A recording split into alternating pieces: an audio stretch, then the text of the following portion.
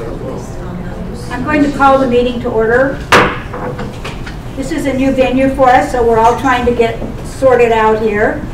I'm going to ask people to introduce themselves, and starting with the telephone. Rita? Hi, this is Rita Wright. I'm the Child Welfare Program Coordinator with Northern Arizona University. Okay, thank you. We're going to see if we can get the volume up just a little bit.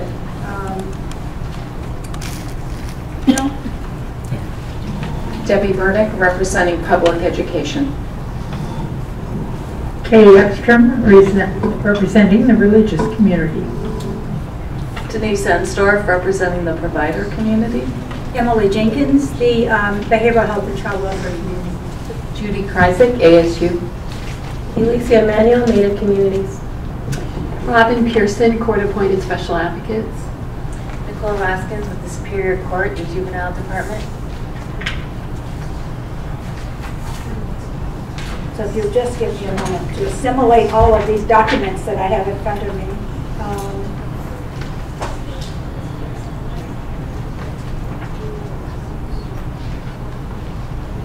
I would like to remind the audience that this is an open meeting law. This is a meeting operating under the open meeting law. We are restricted to the topics that are on the agenda. We will have a 15-minute public comment period at the end of the meeting. We also can go into executive session if there is any issue that requires conversation that is not should not be under the open meeting law. We have a fairly full agenda today, so we're going to start with Catherine Guffey, the DCS Chief Quality Improvement Officer, who would like to propose that the committee play a role as a citizens review panel, which is a requirement under the Federal Child Abuse Prevention and Treatment Act. So, Catherine, if you'd like to get started. Thank you, Emily. So I want to share with you the CAPTA regulations. The Child Abuse Prevention and Treatment Act requires that states have 3 citizen review panels in order to have input from people outside the department on the success of the department in implementing our responsibilities around child protection. This panel in particular fits very well as a citizen review panel, so I'd like to just share with you what the CAPTA requirements are, which are not very many, and I think are very much aligned with what you are already doing. The CRP's function is to examine policies, procedures, and practices of state and local agencies, and where appropriate, specific cases to evaluate the extent to which the agency is effectively discharging its child protection responsibilities. And I want to say that the panels may review cases, but they are not required to, and they only need to do that if they believe that it's appropriate and necessary to the function of the panel. So I just want to be clear about that. I know that you have not reviewed specific cases in the past, and that it's not necessary that you do that. You can also examine other criteria that you consider important. So basically, we would give you information, just as we do now, about whatever topics you feel are important to your review of policies and practices of the department. The law allows us to designate 1 or more existing entities established under state or federal law if those entities have the capacity to satisfy the requirements of CAPTA related to the CRPs, and I believe you'll see that you do, and so we have the authority and under the law to appoint you as a CRP. Each panel has to be composed of volunteer members, which you of course are, who are broadly representative of the community in which such panel is established, including members who have expertise in the prevention and treatment of child abuse and neglect, and may include adult former victims of child abuse and neglect. So one of the things that the federal policy states is that we should have members of the panel who have knowledge about child protection so that they can understand the complexity of the work and provide meaningful input to the department. The panels need to meet at least once every 3 months, which you do. The panels have to provide for public outreach and comment in order to assess the impact of current procedures and practices upon children and families in the community. Of course, you meet this requirement as well by having an open meeting, public meeting. And then a report is required on an annual basis, not later than 6 months after the date of that report. The department then responds with a response that we provide to the federal government to say, here are the recommendations given by the panel, and here is how we intend to act upon those recommendations. You also already provide a report. So that is really all that there is in CAPTA about citizen review panels, and I'd be happy to answer your questions now. Have there been any other entities designated? We have 2 other panels that we formed specifically around topic areas. One of them will be giving us information about the way that we distribute. That's not the right word. Giving us information about how we provide adoption subsidy benefits to families, so that right now we have we would like a broader range of options. We want to consider having a broader range of options so that we can incentivize adoptions of children with higher special needs. So we wanted some public input around that topic. The other one would be looking at specific critical incident cases, fatalities, and near fatalities.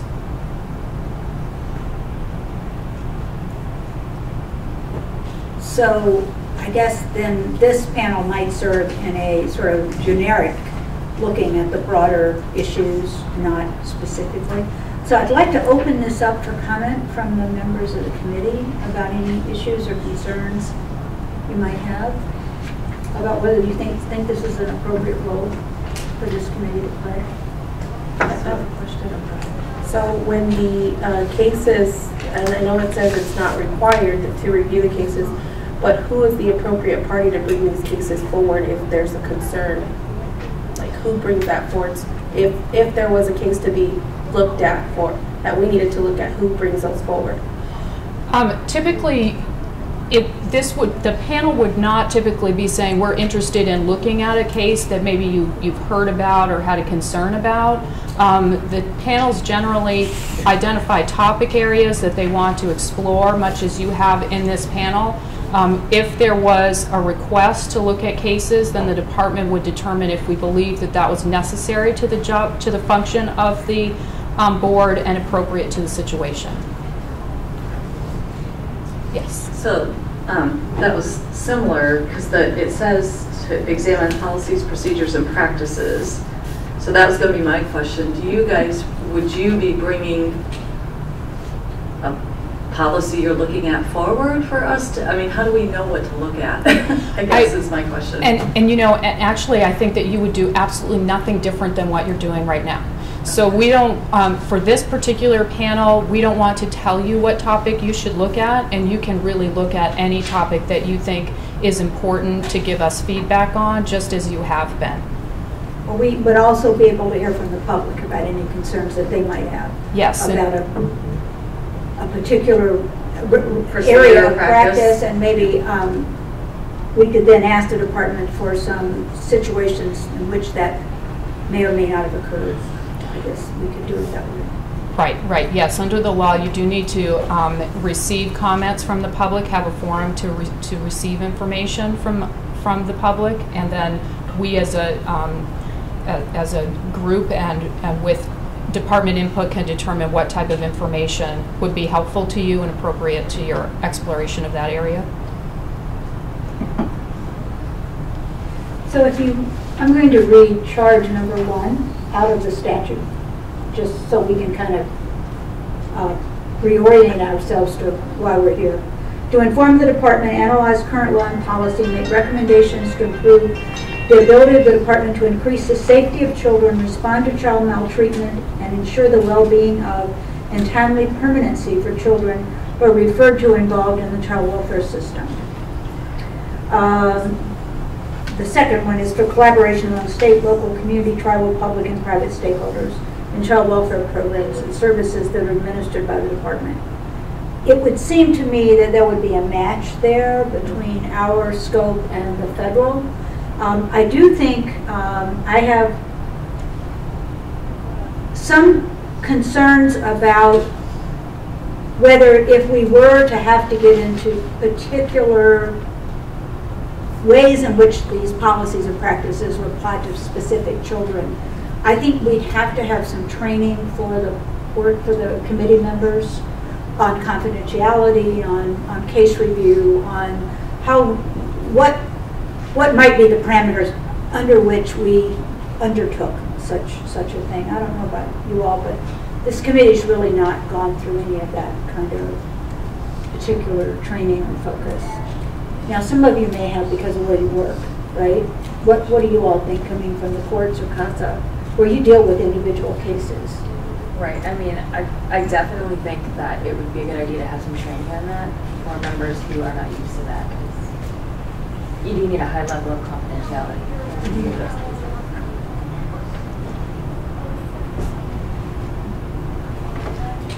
Are there other concerns from the committee? I guess I have a question about parents. So say in regards to the child protection responsibility, say if a parent, outside parent wants a case reviewed by the team, is there a process, or would that be something that would be generated by DCS to say this family wants this case reviewed by the board? So that really wouldn't be a role that a CRP would play. Okay. Citizen review panels are generally looking at a broader policy of practice area and providing input around that.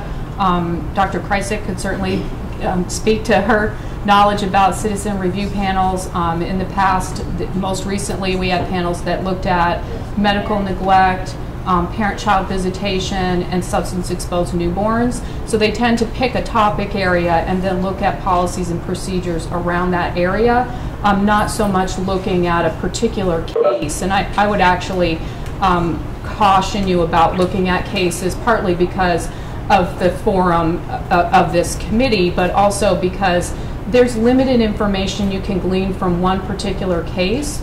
It's more helpful if you're going to look at cases to look at a lot of them, and you all don't have the time to do that in this forum. And we have an ombudsman's office that can address case-specific concerns for parents. Well, it seems that we would be have a very broad spectrum of concerns. Sounds like the other two boards are very focused. Yes. Do they just meet around those issues? And how effective would we be, along with the other things that we're doing, in filling that role? Yes, so the other two will just meet around those particular issues, probably for the remainder of this year, certainly, and then we may have different topic areas for next year. I think that the value of this panel is that you don't have a specific topic, that you can look at a variety of topics that are of interest to you or of importance to you and give us feedback around those particular topic areas. So I think it's actually kind of rounds things out a little bit for us and gives us a different perspective and broader perspective, which is beneficial, rather than having three panels on each with a particular topic area.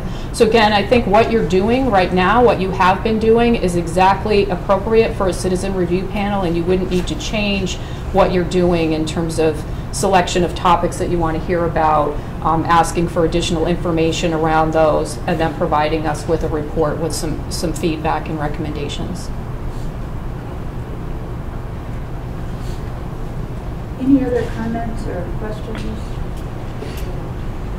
You know, I think one of the things that might be helpful if we're sort of broadening the perspective a little is maybe to have the ombudsman come and talk about the types of complaints and concerns that come to him, her, whoever, just in terms of what does the public bring, or what do they hear about, not in terms of specific cases, but just as a way for us to get in touch with sort of the public concern. There's to say, yeah, are there themes? Are there certain types of situations that seem to lend themselves? And are there things that we have thought about or that we already see in place that might address some of those? Just as a different way of getting a little perspective from just the kind of what we're bringing from our own perspective. It might bring to light some trends that we haven't recognized up to then, so I think that's a good idea. There's also a national technical assistance that have looked at best practices for CRPs, and probably there's a lot to be learned from that. Would that be something that we could get our hands on, or bring us some information about that? And we're going to get into this. I think we ought to prepare ourselves a little. Maybe have training on confidentiality in the event that we needed it, some training on the best practices, and some training on what the ombudsman is, any kind of public concern that's coming to the department about children in terms of types or issues or areas, so we could maybe bring a little more focus to this than what we have been looking at. When you have to do a report, is there timing on this report? Because we usually file our report in August, but is there a different time constraint here? We have to submit a report annually to the Children's Bureau in June with our response, but it doesn't say when it needs to be supplied to us. So we can make it work for you. I think the August date is in your statute, so so we'll just need to. Well, I'm really happy to say that Nicole has already started working on the report. So we'll hopefully. When would our next meeting be? It's scheduled, I believe, for June. June? So maybe we should work with you, Nicole, to see if we can get something at least put together for June, because then we'll need to do it then to be able to meet the requirement. We can put that on the agenda for June. Okay, I think then I would need a motion to consider whether this committee is prepared to accept a role as a citizen review panel. I can't take comments now. So moved. Second. All those, any Can you comments? just clarify what the motion is? The motion would be to vote as a group as to whether this committee would be prepared to play a role as a citizens review panel. Is that a problem? Is there a problem with the motion? No, so we're not considering, we're just deciding yes or no, we will or we won't. Well, now we need to discuss it. That's the motion on the floor. It's open for discussion. I think we're already doing it, so I'm comfortable. It sounds like we're already doing most of it, and if it fulfills a need for DCS, I'm comfortable with it also.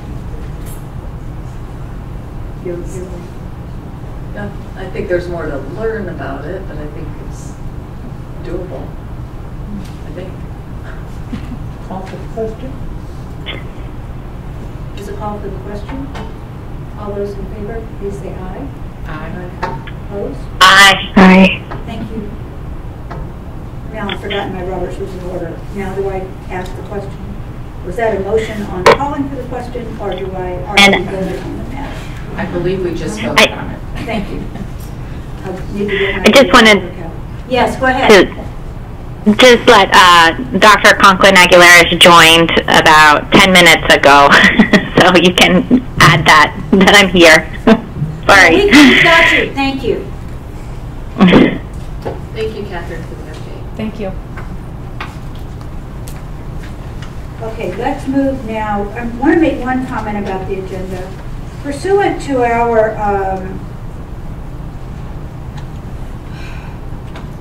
review of various content, various arenas, we have on the agenda this afternoon quality childcare. We have a little bit of an issue with regard to one of our speakers who can only be here at 3 o'clock. And Erin Radin is also coming. Catherine, do you remember what time she said she was going to be here? Not Catherine, So Jane, I'm sorry. I think both of them actually intend on arriving at 2:30. Okay, so why don't we, And then they'll speak starting 2:45. The first one will speak 2:45 to 3, the second one 3 to 3:15, and the 3:15 to 3:30 you guys can have a discussion. okay, so Catherine, let's have a legislative update.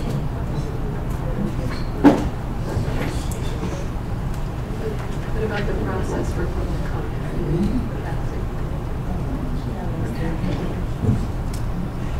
Oh, okay.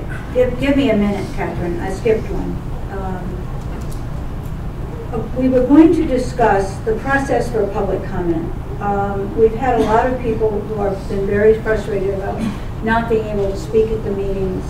And unfortunately, the email system doesn't seem to be one that people really are utilizing. So I'm going to recommend that we set aside a certain amount of time. And today we're going to set aside 15 minutes to have public comment. We have to be very clear that people cannot comment on particular cases or individual children. It has to be a general comment.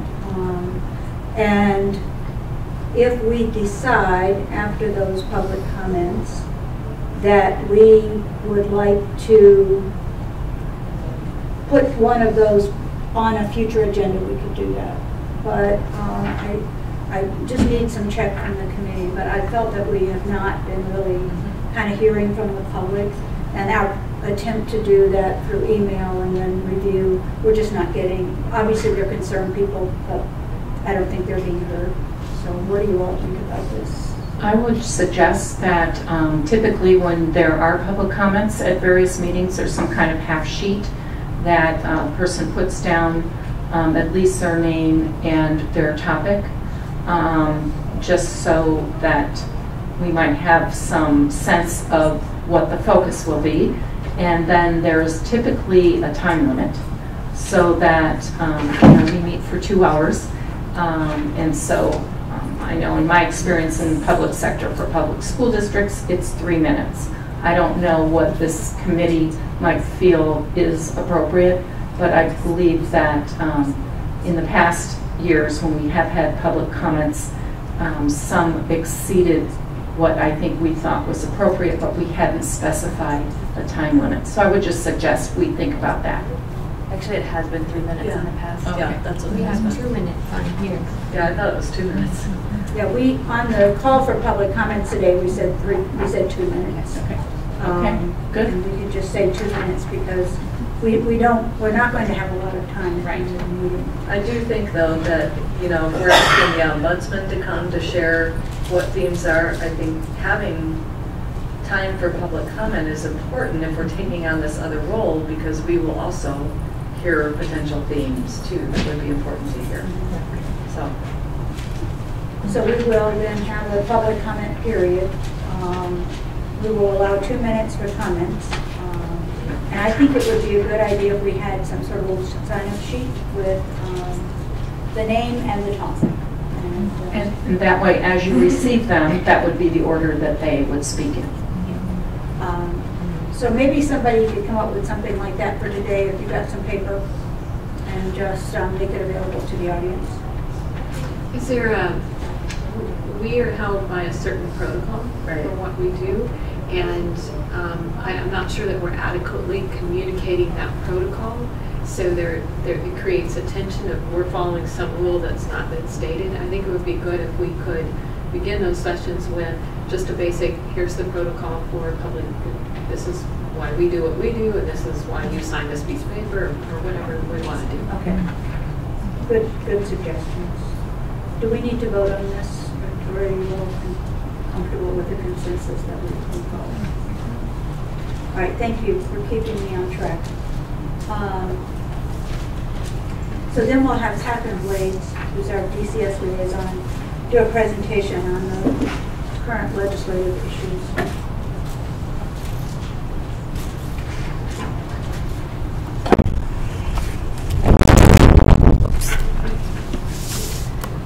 Okay, so I presented a few weeks back at the last meeting about agency bills, so I'll give you guys an update on our agency bills. Do you want me to stand? One of those so we can see.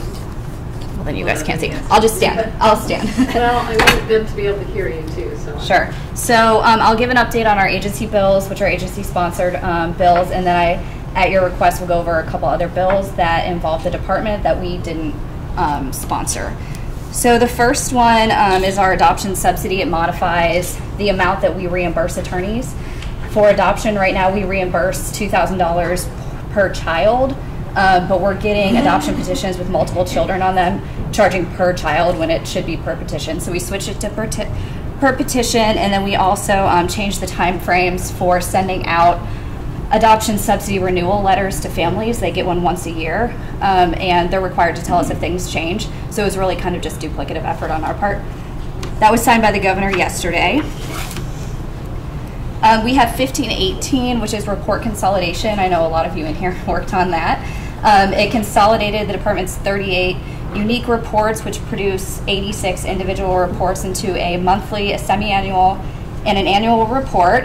It eliminated duplicative data measures, although it did not eliminate any data points, just ones that were in multiple reports, and it did add a limited number of data measures that the stakeholder group agreed that they wanted. That was also signed by the governor. We had SB 1072. It had to do with IT contractor fingerprinting. It required that anyone who had an IT contract with us, their workers get fingerprinted. It was written we did that last year. It was written way too broadly, so it required pretty much anyone who works at like Microsoft to have a fingerprint card, and we realized that was too broad, so we narrowed it down to just if they have access to department data as part of their regular job duties, because our IT employees are required to have those as well. That one was signed by the governor. We had SB 1395. This was our court authorized removals bill. It created 4 ways that the department can remove a child. So first is consent of the parent. Second is exigent circumstances, which are defined, and I'll go into those in a minute. Third is the new court-authorized removal process. And then 4 is the original standard way with a dependency petition and a pickup order attached. The bill defined exigent circumstances. It mirrored some federal case law that has recently come down. So it defines exigent circumstances as probable cause to believe the child is likely to suffer serious harm and the time it would take to get a court order, and either of the following is true. So it's a temporal component, there's no time to get in front of a judge, and then either there's no less intrusive alternative besides taking temporary custody to protect the child's health or welfare. And then the second is that there's probable cause the child is a victim of sexual abuse or abuse involving serious physical injury that can only be diagnosed by a physician. So there's no time to get in front of a judge, and the kid needs a medical exam right now. So those are the 2 ways that we can remove.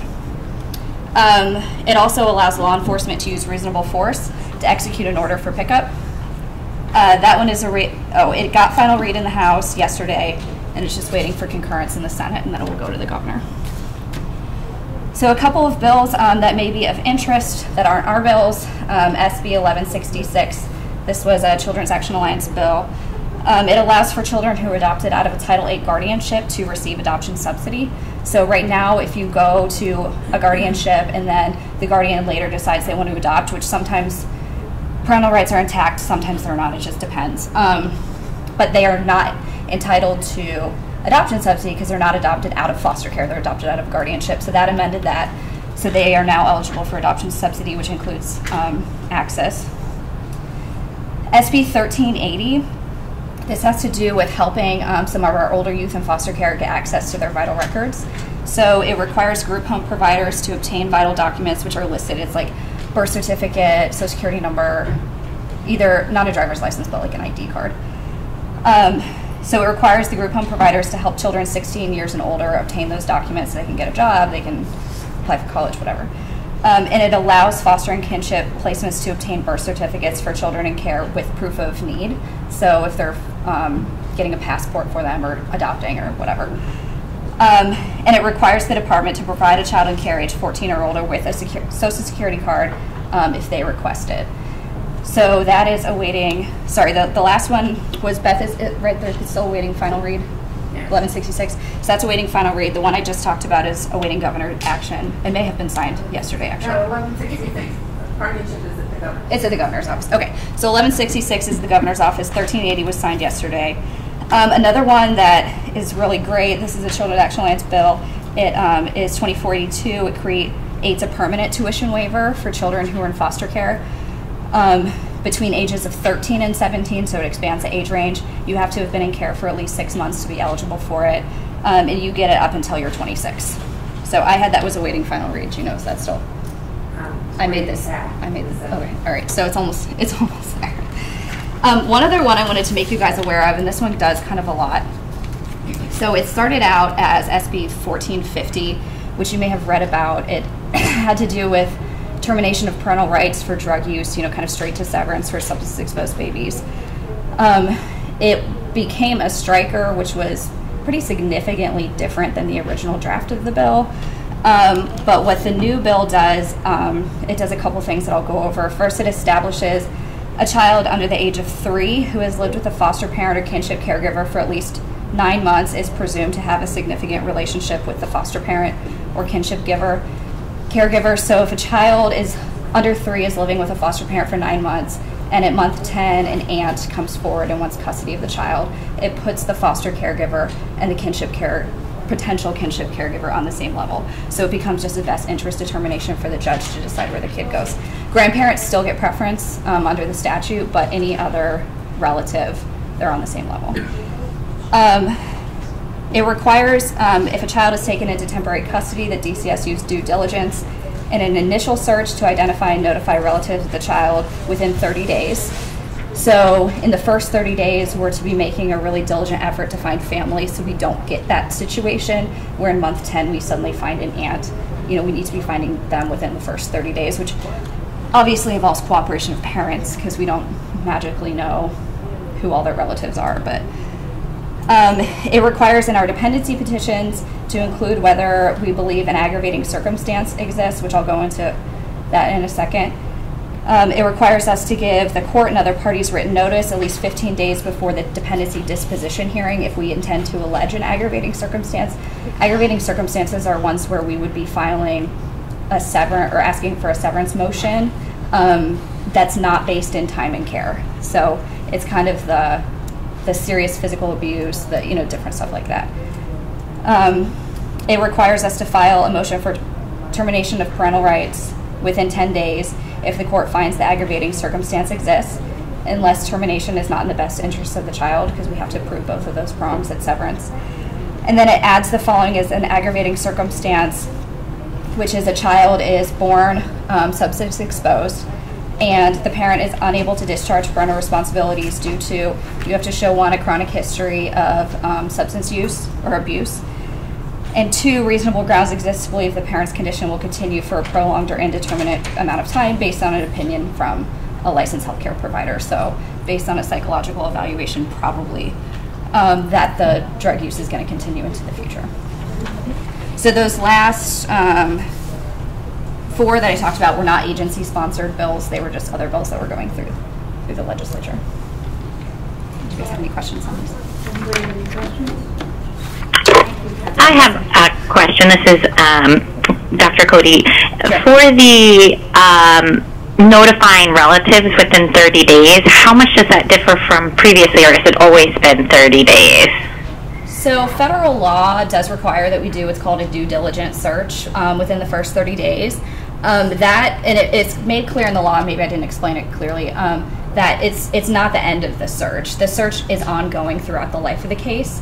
But what they want us really doing is a concerted, upfront, diligent effort to see who we can find as quickly as possible.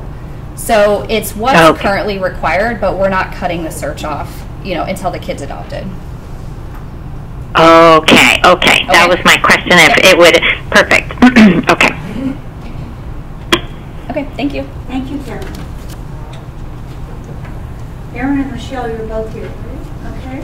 Yep. So, as part of our inquiry into the various issues that are part of the state strategic plan for the year, quality child care is really one of the big ones. So we have 2 people to speak today.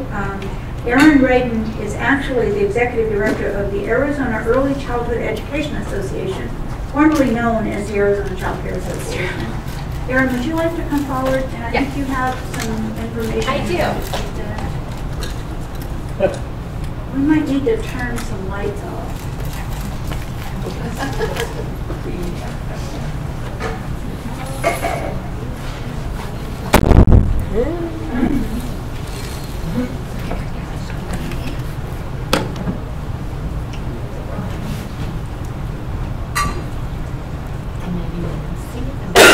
If somebody, oh, there's another ship.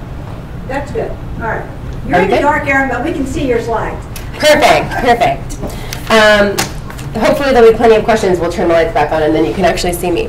So I'm Erin Raiden, the Executive Director of the Arizona Early Childhood Education Association. And as Emily alluded to, we actually were previously known as the Arizona Child Care Association, but much as you're talking now about quality childcare and quality early childhood education, we actually changed our name just less than 18 months ago to actually reflect better the work that our members are doing and really putting that focus on quality early childhood education.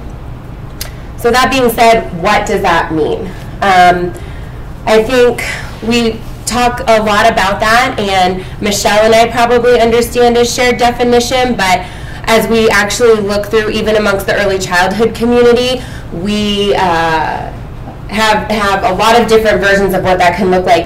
But I think overall we've been working with the Arizona Early Childhood Alliance on coming up with sort of these elements that actually define a high quality early childhood setting. So it's in many ways similar to what you would see as something looking for high quality or a good K-12 type of education, but it's teachers who are well educated. Sometimes that means degreed, and sometimes that also means professional development in the community that have the correct training and temperament and supports to well deal with the children in their care. We certainly have some of the same issues that K-12 has when it comes to availability of funds to pay highly qualified teachers, and the availability of these professionals in our state, but it's something that we are all working really hard towards. Again, teacher-child ratios and group size, making sure that, certainly for infants, 1 to 4, 1 to 4 child ratio and lower is sort of probably, I don't know, Michelle might yell at me later, but I would say is getting towards a quality realm. As children are older, then certainly, their ratios expand, but making sure that it's a reasonable amount of children at that developmental stage for a teacher to interact with. And then again, overall, even if you had 3 teachers, you don't want too many kids all together. So figuring out a group size or class size, if you will, as well as that teacher to student ratio. Making sure that the learning environments are appropriate as well, so that they have the right appropriate materials and furniture, the small furniture. I know it sounds funny, but what a 1-year-old needs is different than what a 5-year-old needs, is different than what a school-age child needs as far as size of chairs and tables and types of toys and types of books and what the correct educational materials are. Then in addition, having ongoing assessments so that you can tailor instruction and learning to the specific needs of children. So even in a group of 10 preschoolers, they're all going to be at different levels, need different supports. And then family engagement, having a real encouragement of families that are having the teachers and the other professionals in the care setting be able to really explain to families, get feedback from families, and also provide information about how the child is progressing. And then the final sort of piece is having a way to measure these other elements. So making sure that Michelle's going to talk a lot more about quality first, which is first things first, quality improvement and rating system. So it's the state system here in Arizona that very robustly measures all of these other pieces and then some to determine quality. There are also Federal Head Start standards are another measurement of quality, and then also several national accreditations, different bodies that have standards that people can work towards and then can be assessed on. So why is quality important? The reason is that we see much better return on investment the earlier we start with kids. So, you know, that 0 to 5 piece, kids are learning more than probably, you know, beyond that combined. So as we see, oh, this is about the vocabulary gap. You can read that. I should look at the slide myself. For low-income children. So the more words children are exposed to at an earlier and earlier age, obviously the more that grows over time. And that's what you're going to really encounter in a high-quality early learning environment.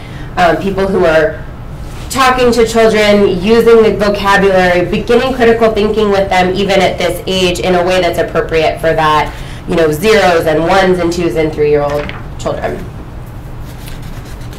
So thinking about it too, we know, as we've just talked about these things, well, they sound expensive, so, and you know, that's always going to be a resource issue, but when you look at what the benefits over time are and how you're able to save costs over time, they begin to really make sense. So, high quality, a child without a high quality early education is at risk 25% more likely to drop out of school, 40% more likely to be a teen parent, 50% more likely to be in special education, 60% more likely to never attend college, and 70% more likely to be arrested for a violent crime.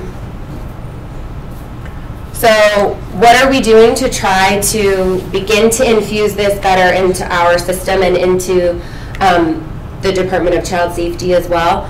Well, the main funding for this, other than First Things First funding, which I'll certainly let Michelle address, is the Child Care Assistance Program, which is administered through DES, but which, you know, DCS is one of the larger components of the caseload.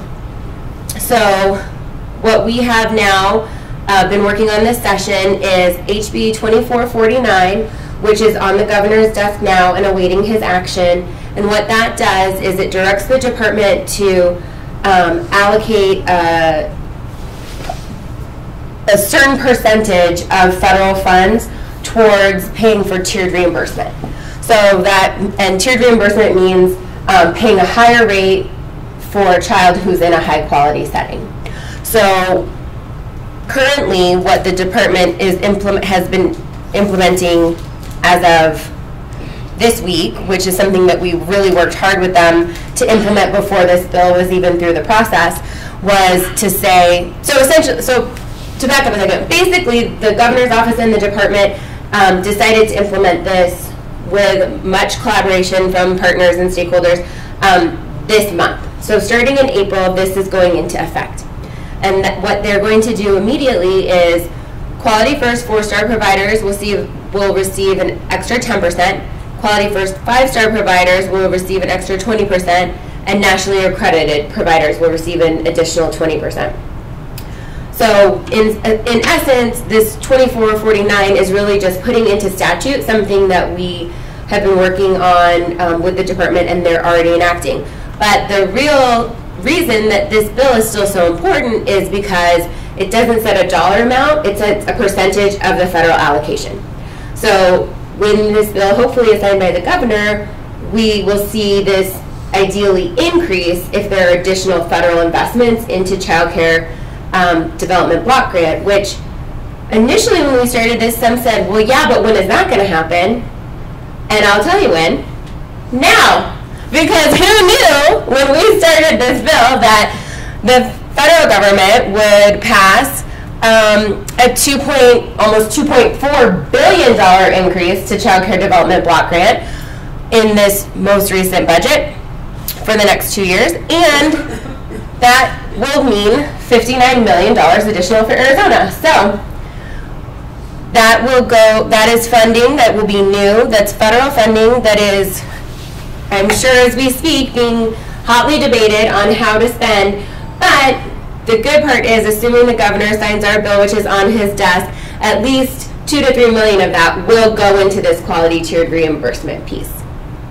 So there's a lot of things we can do to increase quality with this money. We also know that we have a wait list. So, you know, certainly I think we have every expectation that some of it will serve additional children, but that there are probably a lot of different ways that we could use this, really maximize this new federal funding. And excuse me, I hope that, you know, possibly there would be things that this committee would discuss or that DCS would discuss where we could even possibly leverage this to infuse even additional greater quality, especially for these highest risk kids in the system. Oh, just to also let you know, early childhood was actually a really not forgotten part of this budget, so I'm sure there are plenty of things we like and don't like about it, but we certainly can agree that the CCDBG funding, an expansion of Head Start and Early Head Start grants, and then a couple of additional things in the early childhood world will certainly be much appreciated. Oh, and that's all I have for a PowerPoint. Can you go back to the last slide? Flat funding for preschool development grants. Mm-hmm. Who does that go to? So that's a program that has been in the federal level had been run by the Department of Education, but are they still transferring? I think they're still transferring it to Department of Health and Human Services to administer. It was HHS, it's going to Department of Education. Ah, all right. So say that again. So Michelle thinks it's going to Department of Education to administer. I'm not actually sure that's. I trust Michelle a lot, but I'm then, if that's the truth, then I'm very confused. So we might have to, I'll double check on that. But that being said, here in the state, it is administered by the Department of Education Early Childhood Office. So they have, I don't know how many participants they have now, but it has been used to work with, not exclusively, but primarily school district preschools, but also some private for-profit and nonprofit as well. It's, you know, there has so many federal requirements, it's been a little bit tricky. The requirements don't work nearly as well for a private provider because of some of the different. And are there restrictions on the money? Can you use it for capital, just for furnishings, or types of things, educational materials, or what?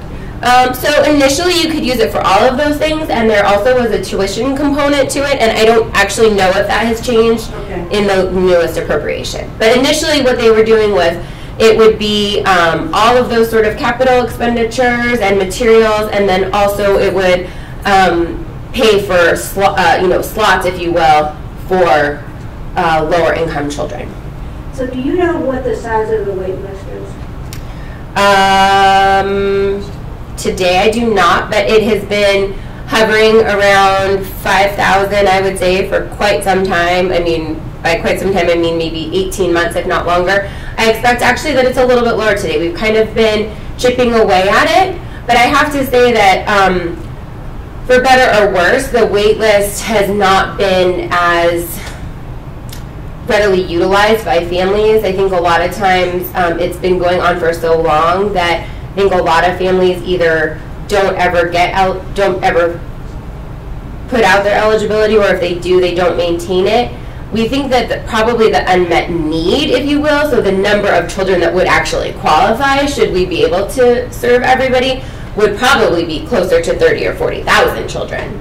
So the wait list of around 5,000, or right now probably 2 or 3, is really not representative of the need. So has anybody costed out what it would take to meet that unmet need? I expect the department has. You know, one of the biggest challenges is that, and we, you know, again, across many fields we see this, but the rates from DES for child care assistants are based on the year 2000 market rates. So they're 18 years out of date. So if we looked at serving everybody who needed to be served at that rate, it's a couple $100 million. But if we looked at actually serving everybody who needed to be served at a rate that was reasonable and that would allow for quality and provide for quality for these subsidized children and families, I mean, it would be then exponential. So are there other questions for Erin? Is there any effort to identify quality for children who've encountered significant trauma? Do you mean, is there an effort from the department to help those children find a high quality setting, or do you mean is that kind of education part of what we think of as quality? So I think it's both. I think one is that a high quality setting is really important for children, and finding that and helping alternative parents understand the importance of that. That's one area. But another area is how a child care center is supported and prepared to work with children and understand children who have experienced trauma. Yes, a couple different things. One, I would have to defer to the department to speak about how they're working on the education piece, but that's definitely something that we agree is important and would be happy to assist with when and wherever we could. That being said, the resources available for child care providers to understand trauma and be able to still provide high quality for children who have had early trauma. There's a couple different things. One is Department of Economic Security is also using some of this same funding to put out a very robust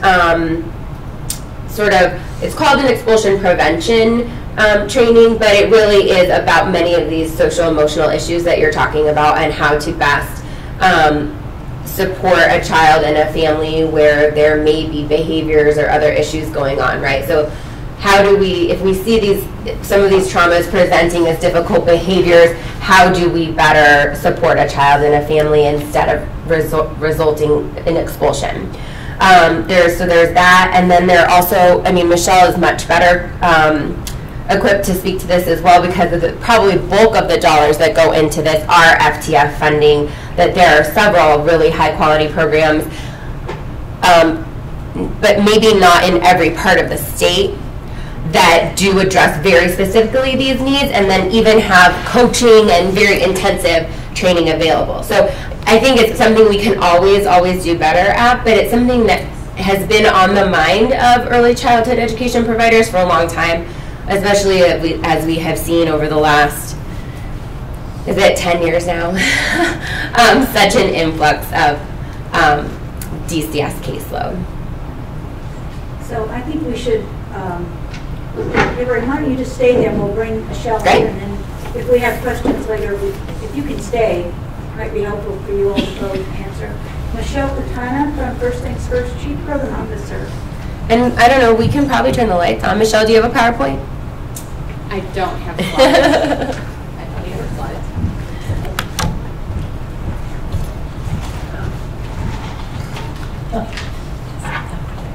Thank you.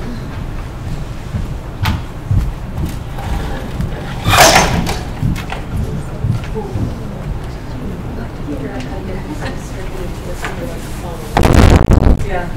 Almost knocked over the camera. Okay, Michelle. Good afternoon. Thank you for having me. I am Michelle Katona. I'm the Chief Program Officer with First Things First. In the packet, I'm going to scoot out. I feel like I'm... That would be a better seat, so we can see you. Yeah. I did include in the packet that I provided a brief overview of First Things First for those of you that may not be specifically familiar with First Things First, but hopefully you are. We're the Early Childhood Development and Health Board that is specifically dedicated to supporting our young children age 0 to 5 and working to ensure that they are ready when they enter kindergarten. Through a dedicated tobacco tax that was passed in 2006. And we cover services and supports in the areas of family support, children's health, and early learning that is also inclusive of professional development, while also focusing on the public awareness and supporting working towards the public overall and families and Arizonans altogether to understand the importance of early childhood, some of the key points that Erin brought up. So with that dedicated revenue stream, we've been able to put forth some critical supports. But a specific aspect, as I talk about First Things First, that's important to keep in mind is our governance structure. So we have a state board that is appointed by the governor, and then our state board identifies regions across the state, which we call our regional partnership councils. And the regional partnership councils are local governing boards that have 11 member volunteers that represent a parent, child care, educator, school administrator, faith-based, philanthropy, business, healthcare at large. And then we also have very strong partnerships with 19 of the 22 tribes and nations here in Arizona. So that I can go into a lot more detail, but I know the focus is on childcare, so I do have an overview, and our website has an incredible amount of information to go deeper on any area. But I also have included, if you're interested in being part of a regional partnership council or know of folks within your network, we are having an open application process right now to add volunteers to our regional partnership councils. So that's this little my little commercial. So one of our main areas is around early learning and supporting quality and access to early care and education. And while I'm going to talk about Quality First specifically, which is Arizona's quality improvement and rating system, in the back of your packet I have a few slides. I'm not going to cover things that Erin did already, but just some key concepts, again, to keep in mind as I talk about Quality First and why it's so important to think about quality early care and education. But first I'm going to put a data point in front of you. So when you asked about how many kids might be in need of early care and education, so when you look at the population of children 0 to 5 in Arizona, 60% of our children 0 to 5 have all adults working in the household. All adults working in the household. These kids need something because they're 0 to 5. And what is that something is what we often talk about is the mixed service delivery and about family choice. And when we think about early care and education, it's about for-profit, nonprofit programs, it's public school-based programs, it's Head Start, it's also regulated family child care homes as well as lawfully unregulated family child care homes. I always find that interesting to talk about lawfully unregulated. But it is it means you can, if you serve less than 4 kids, you don't have to be regulated. And when we talk about the importance of family choice, what we often know, though, is parents and caregivers don't have a choice. And some of the key reasons when you're thinking about, which is the next slide, access to quality early care and education, the majority of the tuition that is covered in an early care and education setting comes from the parent or caregiver. So 60% of our young children have all adults working in the household. We have 28% of our young children living in poverty. So when you think about the cost of early care and education, I was with someone yesterday and they did the math on having their 2 sons in early care and education, and when they added it up, it was close to $200,000 over 5 years. So when you think about parent fees is the main way of providing for that, do parents really have a choice? There is the Child Care Development Block Grant, which does bring in substantial amount of funding, but there is a wait list. There is very minimal state revenue that goes into child care in the state. The majority of the revenue that does go into child care is predominantly for children in the child welfare system. So that's the state general fund. And then First Things First, which I'll talk about, we do have Quality First scholarships, which is about providing scholarships to families 200% or below poverty in a quality setting. And then some of our programs are able to generate private funding in their communities. Going to the next slide, Erin talked about the key indicators of quality education. putting it in 3 bullets. You want high-quality environments, you want positive adult-child interactions, and you want to have good administrative practices. And I already talked a little bit about the mixed service delivery, but when you think about the standards and assessment of quality, so you have lawfully unregulated, which means you can have less than 4 kids in your program and not deregulated. You have certification of homes, which is done through the Department of Economic Security. You have state licensing standards, which are implemented through the Department of Health Services. For tribes, some tribes have tribal regulation for how they do early care and education on their tribal lands. And then we have our voluntary quality improvement and rating system that is administered through First Things First. And so that's what I'm going to specifically talk about is quality first.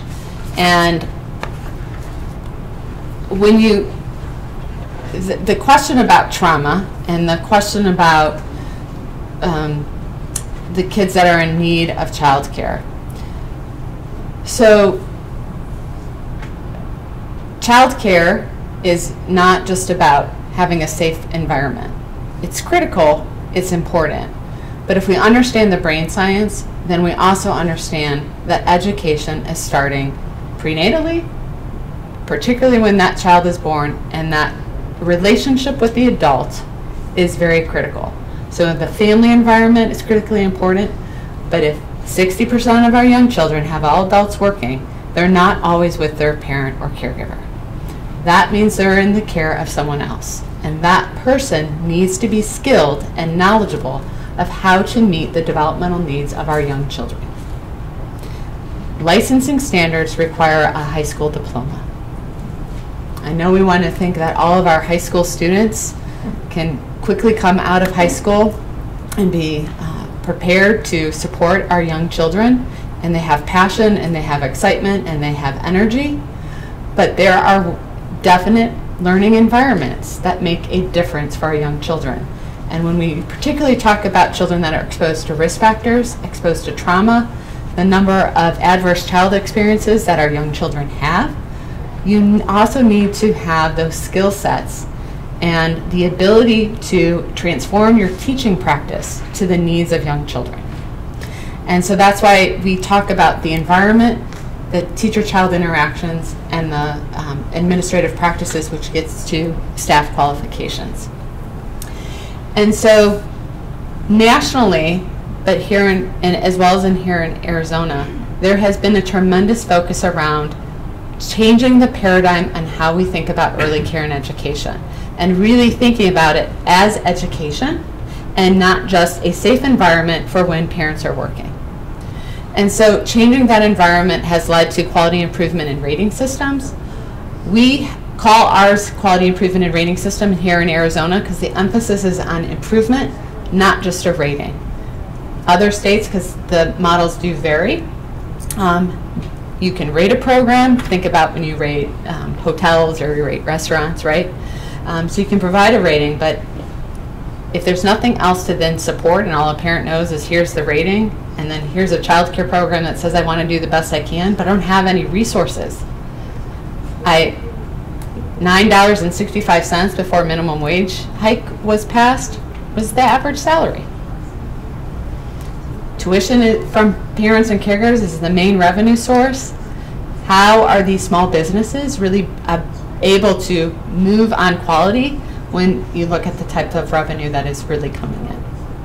So quality improvement in rating systems in Arizona, our Quality First program, is about putting together a set of components to support programs and moving along the quality continuum in a partnership with them. So it's a 1 to 5 star rating.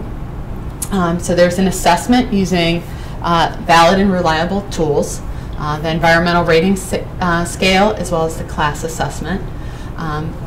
We have an assessment team throughout the state that goes out and does assessments using these tools. And then that then provides the opportunity for a coach to review that assessment with the child care program and identify goals to focus on where can we be making improvements in the early care and education program along those main areas. We also have child care health consultants that do support the health and safety. So this talks about disease prevention, this talks about diapering, this talks about safe playgrounds, many things that to make sure that the health and safety needs of children are being met, and the structure and environment is supporting the health and safety.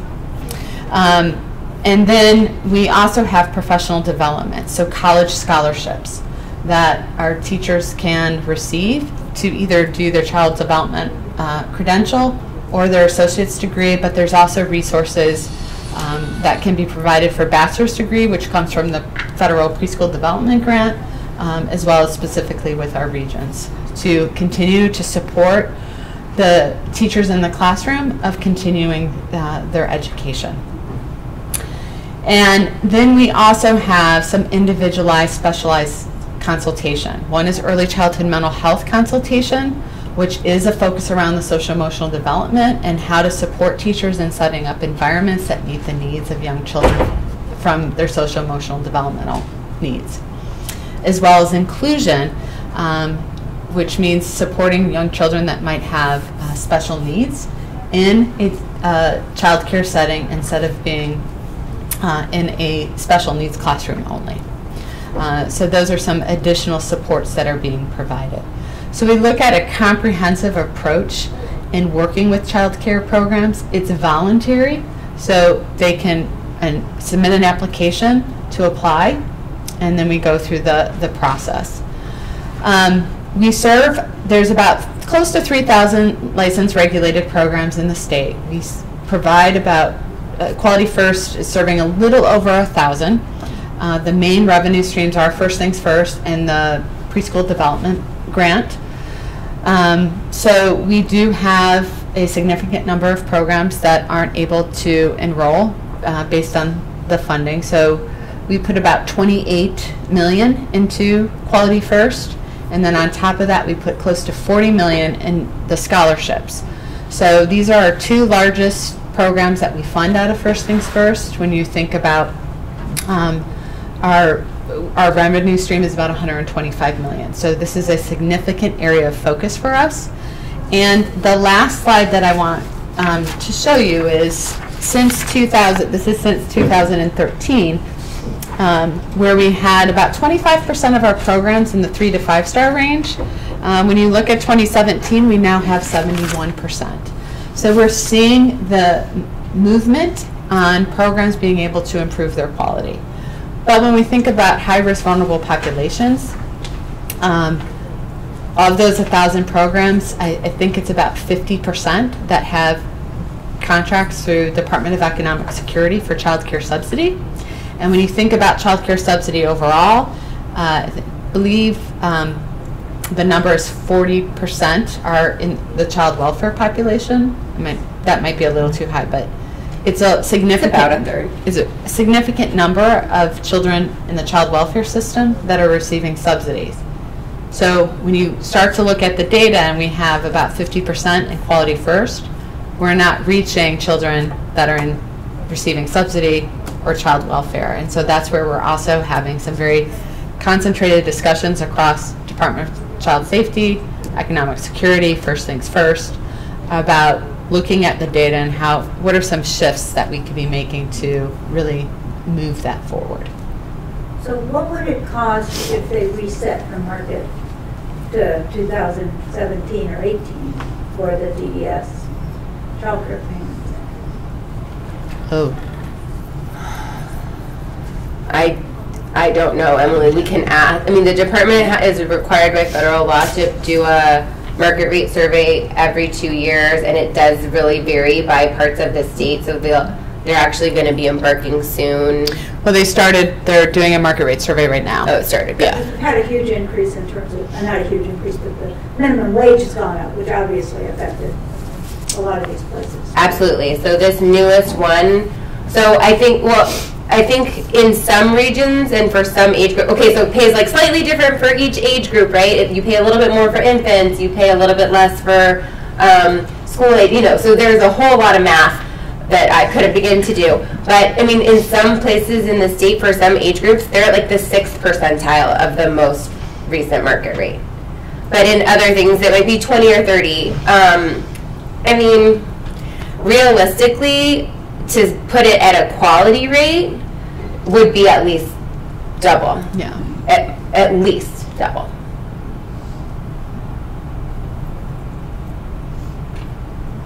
So what do families do when what it costs to have the child there is a lot more than what the state is paying in terms of subsidy? Well, I think are they choosing another facility, or are they trying to supplement out of limited resources? Both. We call it a patchwork of childcare. Yeah. So, and that patchwork of childcare could mean on certain days it's my neighbor, on certain hours it's relatives, or it could be a child. So it could be an actual regulated child care program.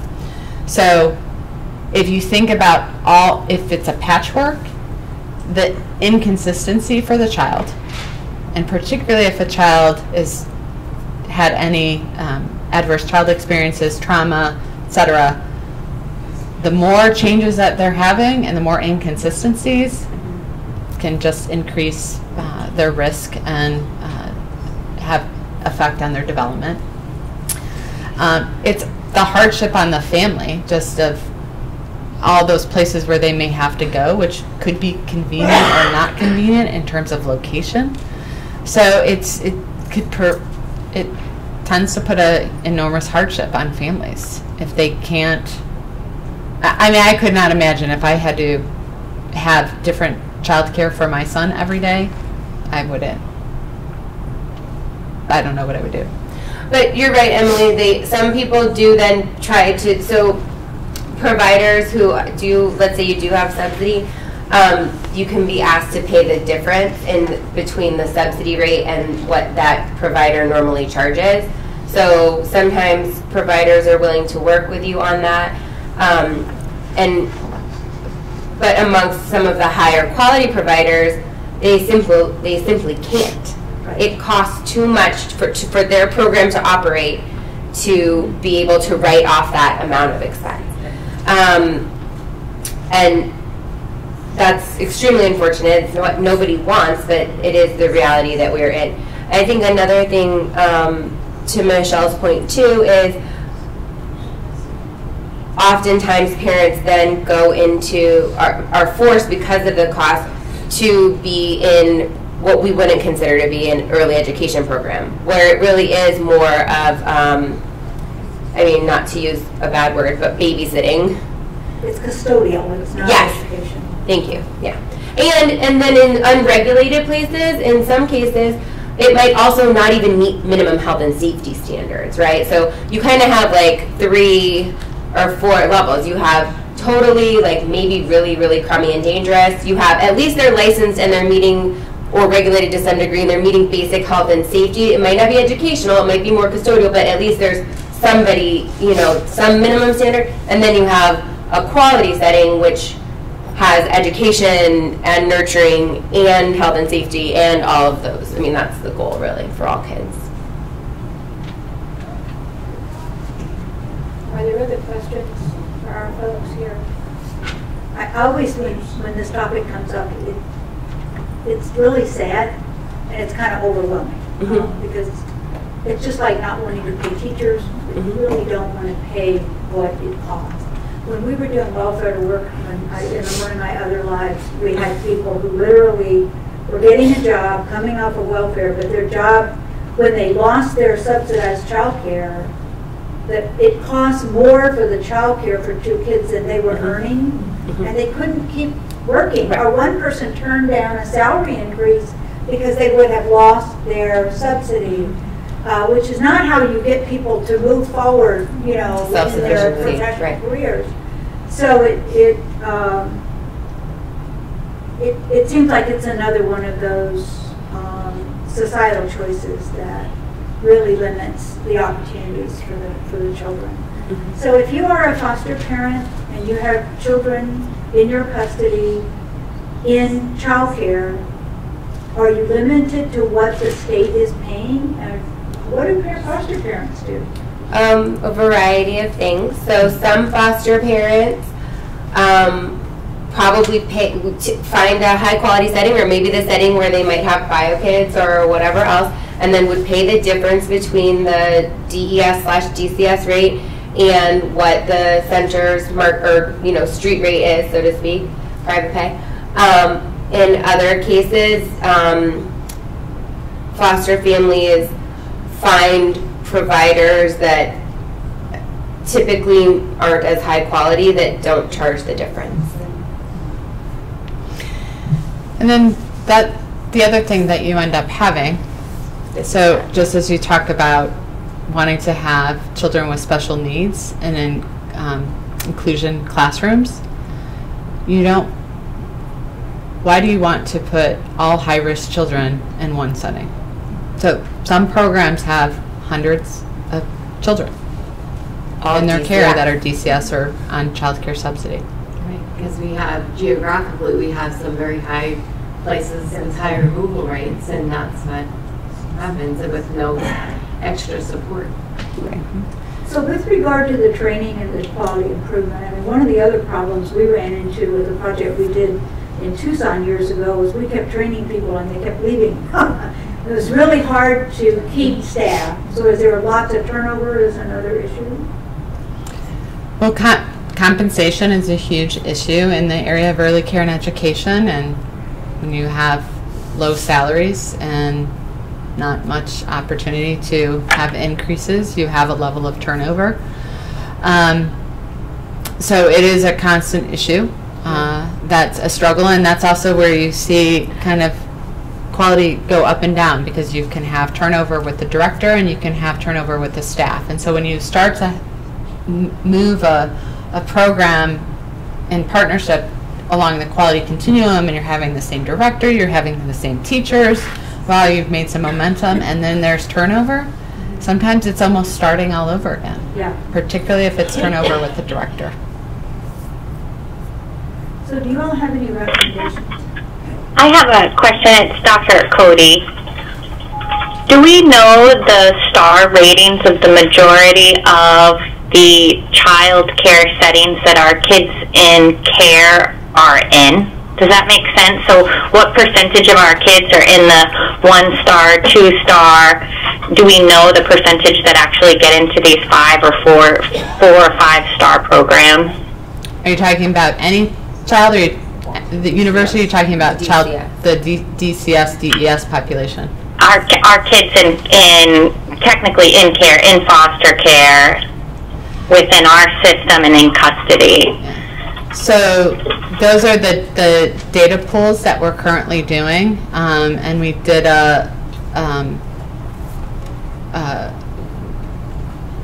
we have a report that we just pulled. I don't have all the numbers off the top of my head, but it shows it didn't have the DES, the child care subsidy children, but it had DCS, and then we were able to cross-match to say which ones were in quality first and at what star level. Would you get that to us, or somebody, so we could look at it? Would you all like to? Think it'd be important? Yeah, I would love to see that too. And then you have the issue of children who are not in any child care settings. A lot of times the foster parents don't know how long they're going to be with them, and don't know whether it's worth putting them in. So you have to, I think, consider that number along with the number that you have there. So I have another. That would be useful, yeah. We had a very high rate of expulsions among 4-year-olds in the Tucson preschool system a number of years ago. We were working on children impacted by family violence. What do you see as expulsion rates among preschool kids? DES is doing a lot of work just digging into that now. I don't think that we have any good numbers at all to reflect that, but with the newer federal the Child Care and Development Block Grant Reauthorization of 2014, which is most of this money that goes towards subsidy, ask states to start to look at that more closely and to start to really enact some expulsion prevention. So we've been working for several years with the department and other stakeholders on coming up with an expulsion policy. So they've put out an expulsion policy to minimize expulsions, that you have to go through a bunch of steps in trying to work with the child, work with the family, et cetera, before you could expel. And in addition to that, they've launched, and are in the process of continuing to launch, a really robust training piece around that, multiple hours of training that they're offering statewide to try to reduce that. They're starting to now track and do some of that data collection, but I think it'll be a while before we have numbers that are really trustworthy. I will say that continues to be an issue that people look at across the country, that yes, especially boys and especially boys of color have extremely high expulsion rates. When you look at other nationwide studies, and we don't have any reason to think that that would be any different here. But it's something that the community and stakeholders are really trying to address. When they're looking at that, are they looking at all of the DCS and DES subsidy populations in particular, in contrast with other populations? Is anybody doing any of that? I mean, I think it's important to know what happens when your kid gets expelled from preschool. Can you get in another preschool? You know, are you keeping the kid at home? Are they isolated? I mean, what's going on? So DES is trying to robustly track that amongst the, so that would be amongst the children that they serve in subsidy. So the TANF families, DCS related families, and DES working poor related families. I hope that they will gather data that can be broken out the way you're talking about. And then they're also attempting, at least amongst centers that have a contract for subsidy, to track expulsions among unfunded kids, right? So the private paid kids that are in those same child care facilities. So they're trying to do that. I think it'd be really interesting to think about some of the questions you'd like answered, and maybe help make sure that as they begin tracking that data, which they've kind of only started to do, that they're going to get at some of those data points that you want. I can't really speak. Who is that at DCS that's doing this? Well, it's under Michael Weishart now. So it's Brooke Herrera is the child care administrator, but I know you know Michael, so if you just told him what you were looking for. Okay. I mean, would you all be interested in having someone come from DES and talk about this? For children with behavioral issues, this is a really big issue. It doesn't help them to get excluded. Right, and I mean, as far as subsidized children, I mean, we're working really hard, and they're working really hard.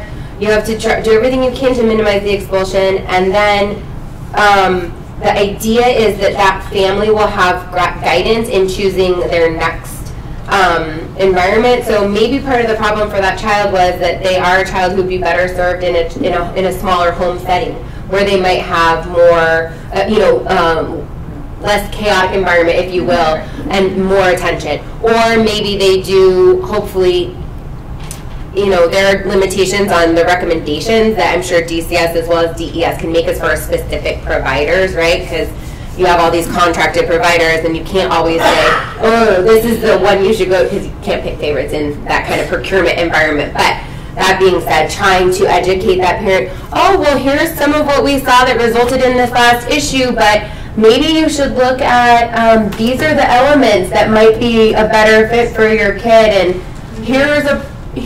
look through these, I mean, I know that caseworkers do the best that they can to push, but I think in improving caseworker education around the elements of high quality early care and education, the importance of it, I think that's something that could be done. I think trying to figure out, because to be honest, I've heard from many foster families, foster parents that have said, I can't afford to pay the difference between what DES/DCS provides and what it really costs. And I don't like the environment that I have this child in, but it's the only one that works. And that's heartbreaking, because these families are already trying to do the best they can. Or you have in situation where perhaps it is just another than financial strain on that foster family, right? And we don't want to add to that burden. But looking at solutions, looking at ways that, especially thinking of the world of who is, gets this child care subsidy money, and that DCS is possibly the population of them that need to be prioritized, that maybe have the highest needs as far as wanting to make sure they're in the best settings. I think there's a lot of things, and maybe a little, DES would probably tell me if I don't work for them. So, there might be a little money available to say, okay, we would like to say that the DCS funded population pays more and has to go to quality, and if it paid enough, you could say, and that center can't charge the difference. Or maybe it doesn't have to go to quality, because we do want parental choice, and we talked about some locations in neighborhoods where maybe there aren't as many options as we would like that are high quality. But if it was in a quality setting and a DCS child had a quality reimbursement rate, and then the parent would not be charged the difference, it'd be interesting, even as a pilot, to track some of those children through and see what the results for those families were. Thank you. Are there any other questions or comments? Yeah, I think you raised a lot of issues for us to think about today, and I really appreciate you coming, both of you. And I know, Michelle, that you have to go, right? So, thank you. Thank you. If you ever have any other questions or need anything else, Emily knows where to find. Okay. I have any questions that I can possibly assemble here. We've just been looking at trying to prevent disruptions for children who have a lot of trauma and helping educate foster parents on how to parent those children effectively. But if the kid's getting kicked out of preschool, it just makes the whole thing harder. Whether they're expelled from school or preschool or they're having issues with it, just makes the parenting of those children much more challenging, which can lead to more disruptions. Okay, we need to discuss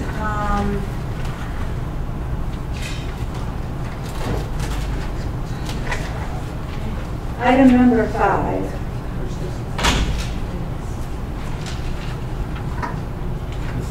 The open meeting law complaints who is going to speak to that?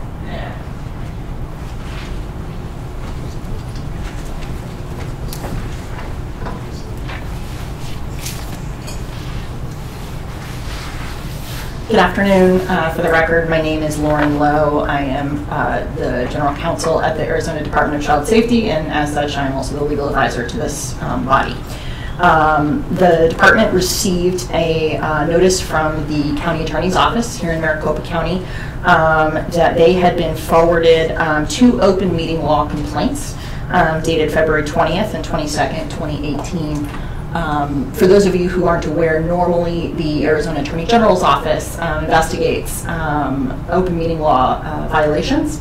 However, since the AG's office is also our counsel, they turned this over to the county attorney's office in order to not be conflicted.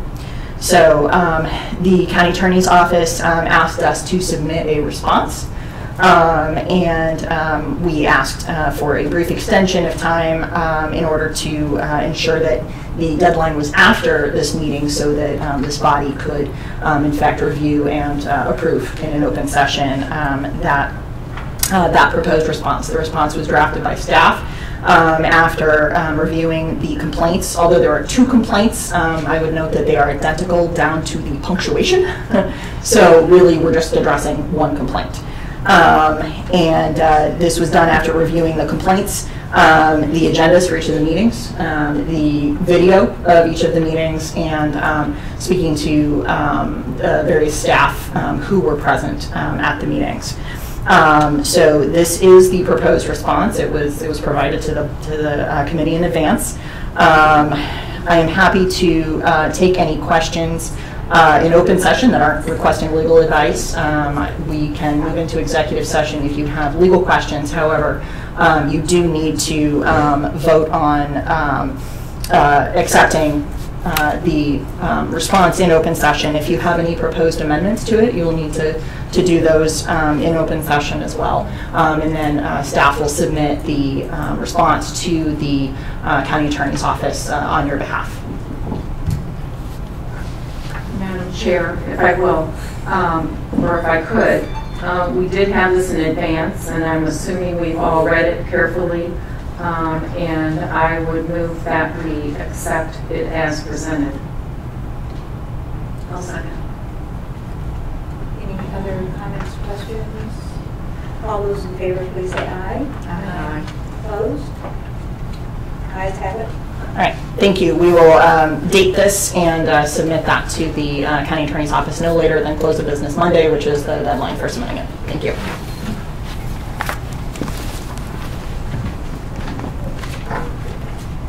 All right, moving on to the agenda for the next meeting, which will be in June.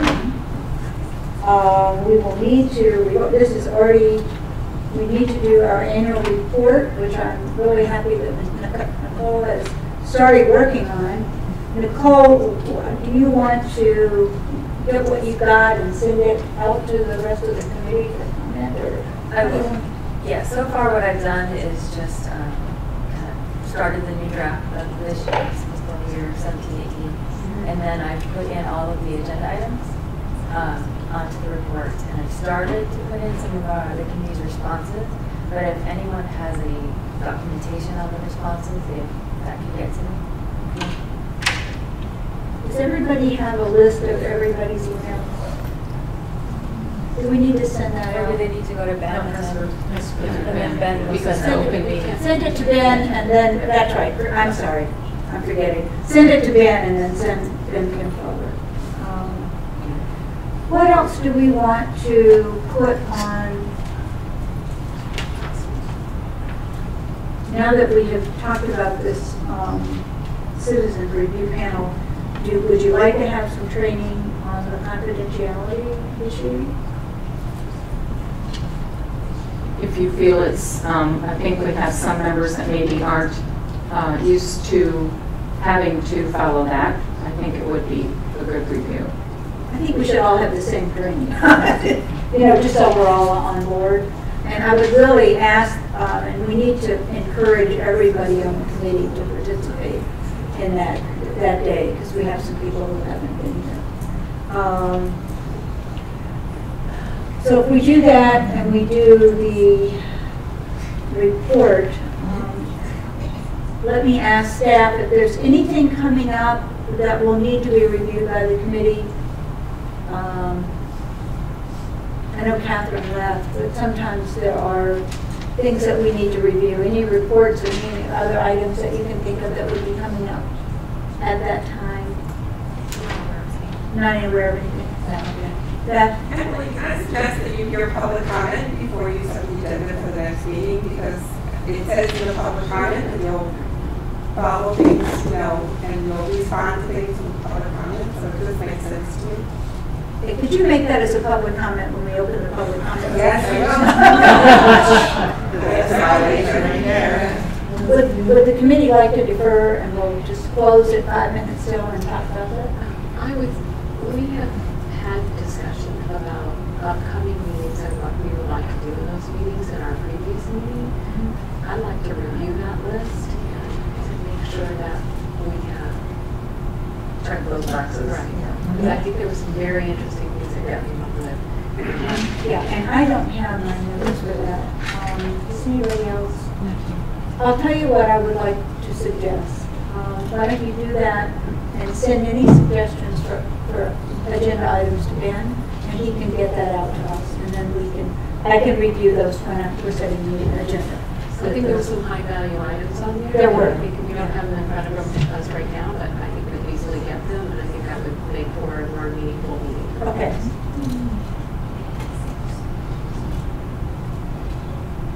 Okay. So here's what we're going to do. We're going to open the open meeting. We're going to open up for public comment. I'm going to set the timer on my phone for 2 minutes. When the 2 minutes are up, that's it. Now, do we have any lists or any sign-up sheets for people who wish to speak? A way to do this? Anybody want to hand me a sign-up sheet or hand it to staff? Jenny, will you shake those? Okay, but Yeah, I don't think you can do it that way. just let them come up and speak. And then have them sign. In the future, we can have the. I think you do that in the future, but have them sign. I'm being advised by my more informed members that we need to just have people address the group, identify yourself, and you have 2 minutes. Anyone want to speak? I'll start this out. I'll take 1 minute real quick. My name is Steve Isham. Can you please step closer to the mic so that we can hear you a little better? We welcome you. Sit down there. My name is Steve Isham. I can sit. My name is Steve Isham. I've been doing this for 42 years, fighting CPS and advocating for children. Started teaching in 1975. I've been a principal 3 different times, a public school, a charter school, an elementary and a high school. I've been a school board member at the Tolleson High School District. I've done everything that you can imagine. I don't know if there's anybody in here, maybe Beth Rosenberg has as much experience as I do in what you're talking about. Many of the things that you talked about, Emily, have already been done in Tucson. And it's like going back in time and listening to these things over and over again. And it's very frustrating for somebody like me, or I'm sure her, to watch this, because it's kind of like if you buy a car, you bought a car downstairs, and then all of you have to ride home in it. You don't have a clue what you bought. And when you voted to become the CRP, you got yourselves into a car that is not running right. It is a mess, okay? Before the meeting, I gave each one of you a document showing you 8 different violations of CAPTA, which you have just voted as your responsibility. It's yours now. You get to drive this car home. And when I go home, I will have a whole bunch more of these that I can work on over the weekend. You have all white women. The black population in Arizona is about 4.6%. You have 15.2 or 3% black children locked up in DCS juvenile corrections. Not one African American anywhere here. There's not a single man on this committee. They show up by phone or other. So as you start going down these civil rights violations and this entire thing, the idea that you guys are ready to take on the responsibilities of CRP, you really need to get an attorney and find out what you've gotten yourselves into. Thank you. Do we have another person who would like to speak? Let me know when you're ready. Thank you for speaking to us today. Thank you. All right, first of all, I just want to humbly come before you and thank you all for allowing us to speak. It was a blessing to hear you guys talk about the things that are going on with so much passion. I know you guys really care about what you do.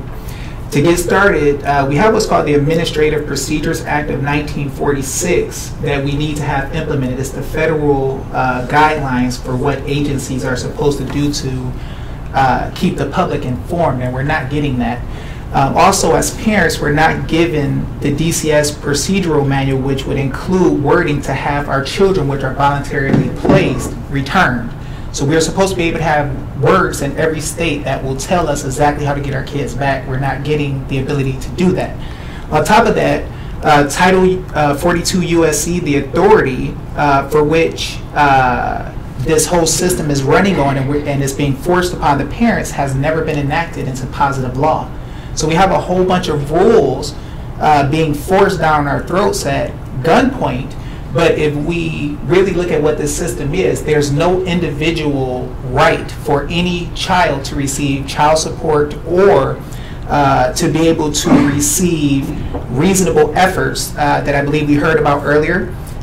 if you look at the ASFA amendments in Title 42 USC 675, 678, and also Sutter versus Artis, the U.S. Supreme Court, you'll find that it says, federal statutory requirement that agency makes reasonable effort does not confer right to reasonable efforts on individual children in the foster care system.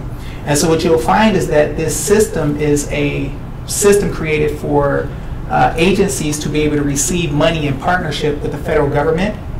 The children being able to get something from it is indirect. So the system is not for any individual child. No individual child can go and sue the state for not giving them a benefit. So it's really a business. Is the time up? Could you speak your name to the David Watson. David Watson? Thank Yes. you, Mr. Watson.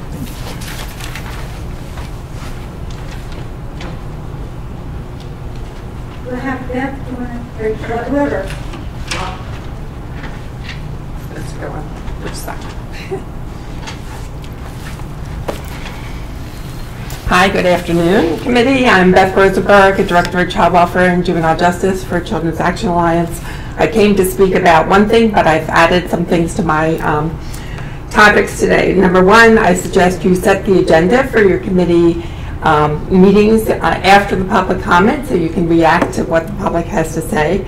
I was also curious to see that you had a draft response to the open meeting violation. And that was not available to the public, which I think should be on. If you have it, we should have it to see what you're speaking to and what you're acting on. In terms of the child care, the quality accessibility for foster parents, I think it's just as important to have that accessibility and quality for kids in their own homes. Lots of, if you know the Morrison Institute study on neglect, a lot of those neglect cases are supervisory neglect, and that brings the kids into the attention of DCS. And you know, if we're not providing subsidy available to those families, that's why they're coming into foster care. Which, you know, when parents have no option and they leave their young kids with the boyfriends that they met 3 days before. You know, so I think you need to look at that. You just don't look at. We provide a lot of services. Not that we provide enough, but we provide a lot of services to kids who are in foster care. We need to provide those services to kids in their own home as well. It can't be one or the other. So I really came today to talk to you about the Family First Prevention Services Act. I think some of you might be well aware of that act that passed with the federal budget in February. It's going to restructure the federal funding of the state. I think that you as a committee, the Community Advisory Committee, really needs to take an active role with the department and bring in other stakeholders to talk about what that act means to the state, how we can restructure what we're doing, how we can provide more prevention services to kids, to families, to prevent them from coming into foster care. And you have an important role that you could play in that discussion and that awareness of what we can be doing, when we can be doing it, because we have some options in terms of implementation. So that's really where I came to talk to you about. Thank you. Others who'd like to speak today?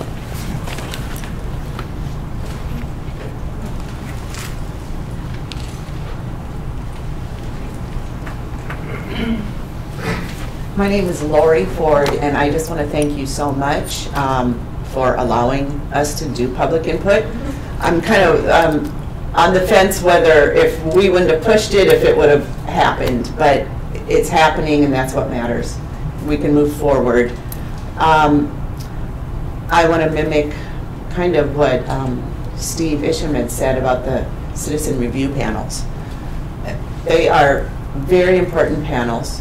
And I know in the past that there's been some problems with DCS even listening and communicating with their citizen review panels. So just be prepared that instead of just answering to state, you're going to be answering to the feds out of San Francisco. Just want to warn you of that. I don't know if you're aware.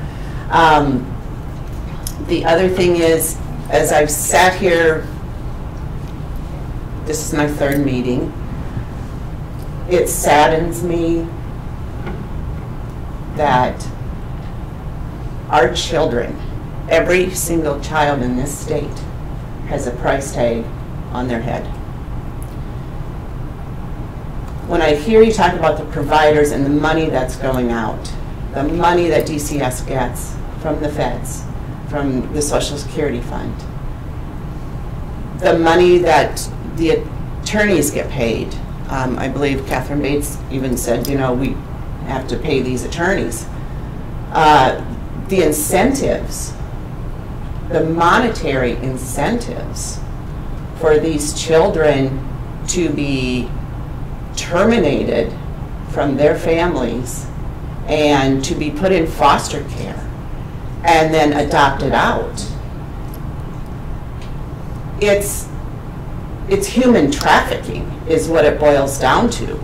There's money placed on every single child. Thank you.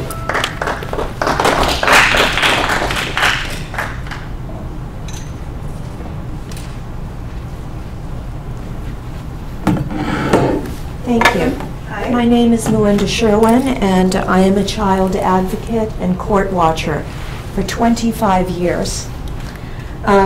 This state is being sued in 4 cases that I know of for approximately or even more than $100 million because children are being seized by DCS caseworkers without warrants. There hasn't been a single warrant issued to a single parent in this state ever, okay? Violation of the 4th Amendment. There is a law, or there is a statute, or an ARS, whatever it is that you call it in this state, to provide a proper warrant.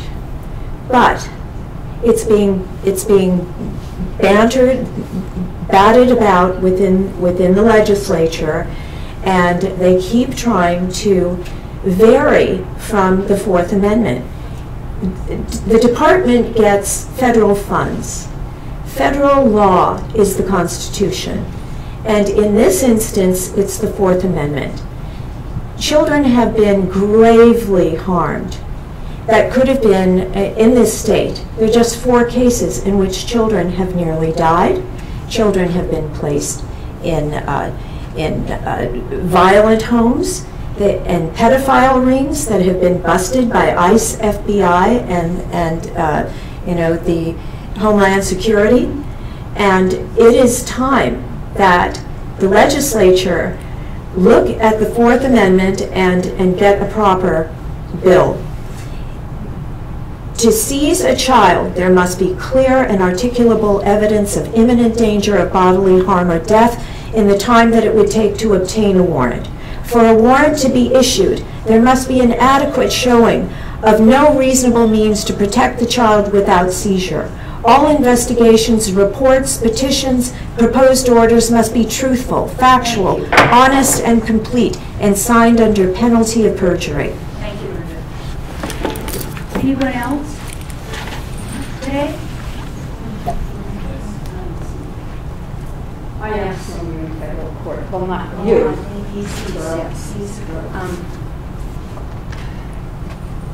Since 2015, pro se.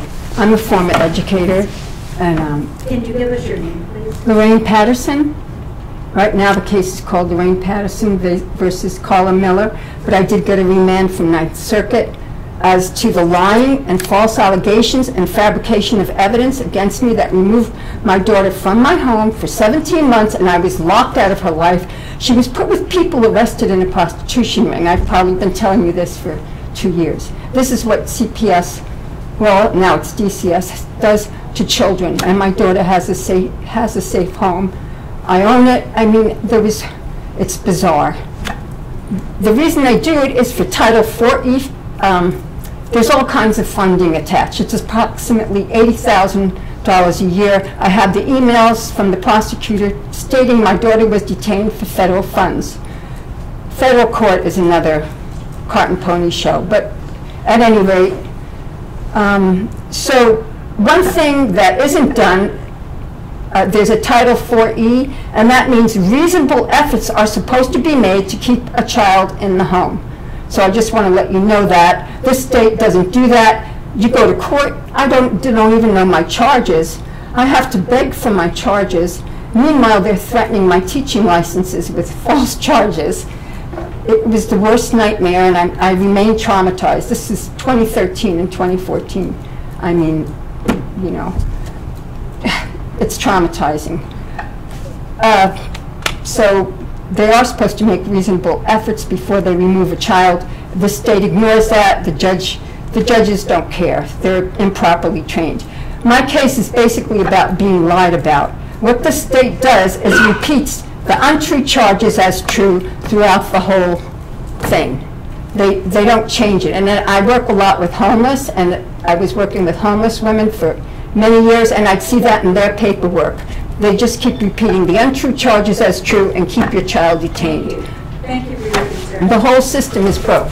Secondly, evidence proves that removing a child from drug-inflicted parents is more traumatizing than leaving them and helping the parent. And that is best practices, which people need to study. Does anyone else in the audience wish to make a comment today? Please come forward. Okay, we can take two more, and then we are going to run out of time here. So, welcome, and please state your name.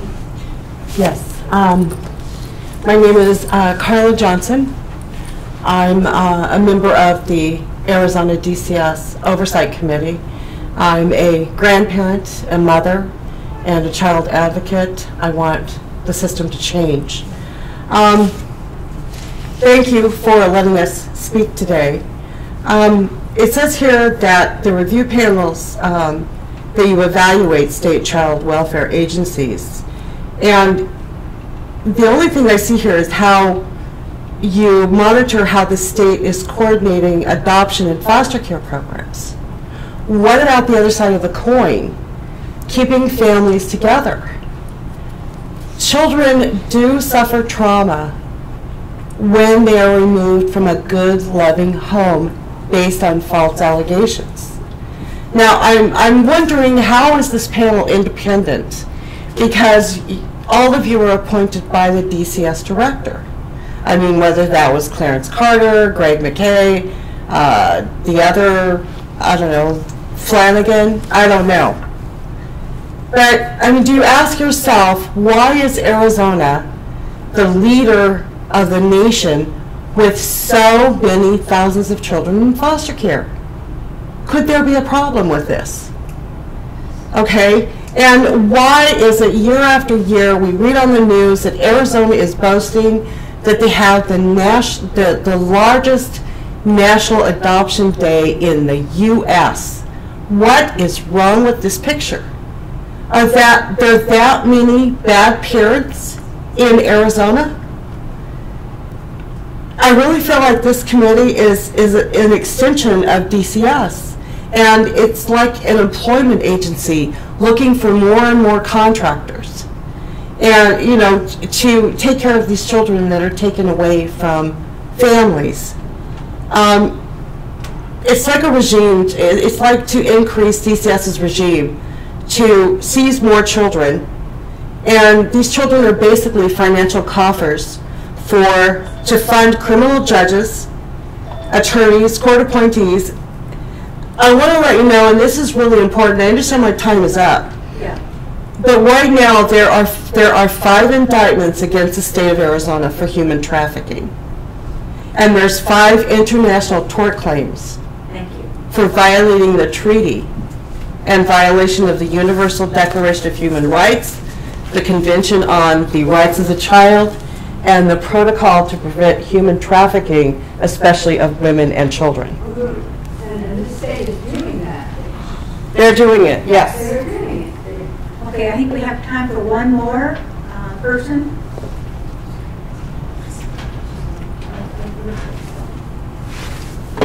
Thank you. My name is Marissa Hamilton. Let me move this a little bit closer. I've been an advocate for children, specifically in crisis pregnancy, for over a decade now, and also women in domestic violence situations.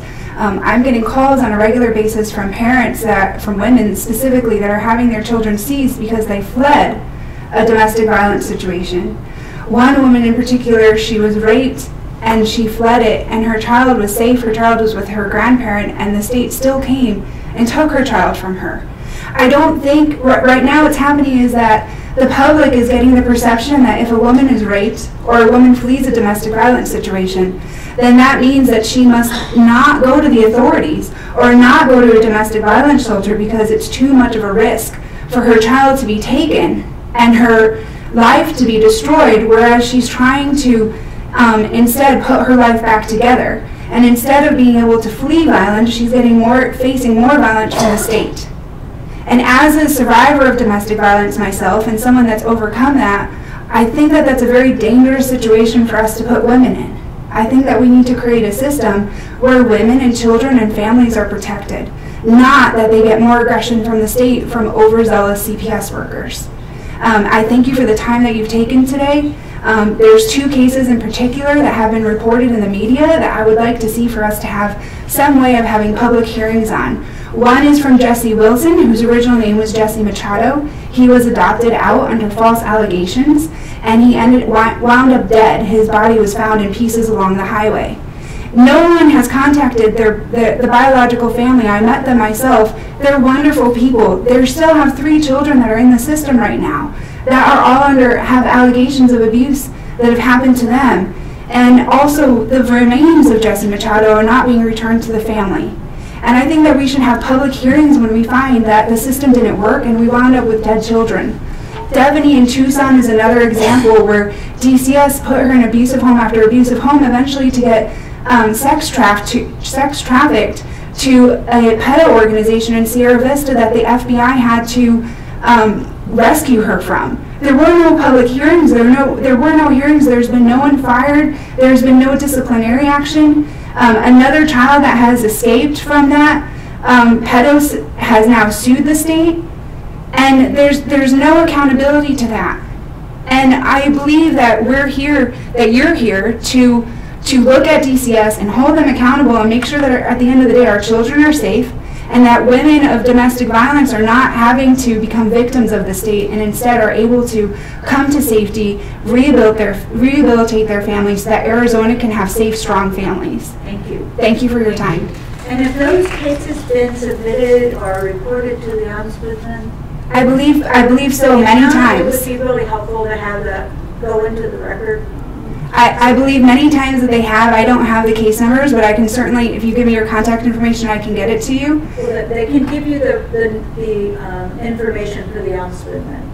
I know that the Ombudsman have been contacted. They've dismissed it. Many of us have gone to the Ombudsman. They don't respond to us. Yeah, the reason why I'm here. Yeah, the reason why I'm here is the public. The Ombudsman's office is not responding, and these children need justice. Okay, thank you. I think, thank you all for speaking today and raising a number of issues for us to consider. I think that everyone sitting here is really concerned and here out of a genuine concern for the children. And we will take what you have to tell us at the heart. So thank you. Now, for the meeting next time, I think that Beth Rosenberg raised a very important issue. The recent federal legislation is very transformative in terms of the use of $40, in terms of the ability to transfer funds upstream to more prevention and intervention. There are also serious implications in terms of the use of money for children hungry, and we have a lot of that. So there are huge budget implications. Would you like for us to add that to the agenda? Maybe a brief, there's still a lot coming out on this, on that path and what changes it may bring about for our system, the implications. Are you asking for next meeting? For the next meeting. Who would give that presentation? By the next meeting, I could probably, we can have someone do it. I'll find someone to do it. Madam Chair, would we want to see first, Robin brought up the fact that we had things already slated for other meetings, maybe it can be added to the timeline or the list, so we don't become more aggressive in what we have on an agenda, then we can handle that in a 2-hour time. And But definitely have it at some point. And you wrote down earlier confidentiality, but there are a lot more issues to the CRP than confidentiality, and so I think understanding what that means is really important. Can we go into executive session today and understand that with? I don't know if I was thinking there's best practices that you brought up. I mean, I think we need an education that's probably more than an executive session. I mean, I think we would need. What are our responsibilities and what do we need to do in order to fulfill those? That would be, okay, let's put that on the list. And then the report is you have to deal with the, we have to do that. We have to do the report. So I don't think we have time to deal with the legislation. Okay. So let's do the report. Let's do the, let's see if we had something that was on our agenda for the topics that we had selected. And then let's also look at what do we need to do to prepare ourselves for this new role. And that would include both some training and also some orientation into, and Judy, I think maybe what would be helpful would be for the staff to send out the Child Abuse Prevention and Treatment Act, which really includes this, and then maybe the most recent report on the Arizona Citizens Review Panel annual report from 2017 from the Center for Child Wellbeing, so that we can understand what has been happening with those review panels, and then our role would be in those. Would that be helpful background for everybody? Anything else? So just to sum up, to make sure I understand, we're going to review our notes and send our maybe first or second choices of the list that was planned previously to Ben, and he'll consolidate that into an agenda with the things you've just discussed. And Nicole, I want to thank you for undertaking the report on your own initiative. That was very helpful. And given the timing, it will be very, very helpful. Okay, any other items that come before the group today? I will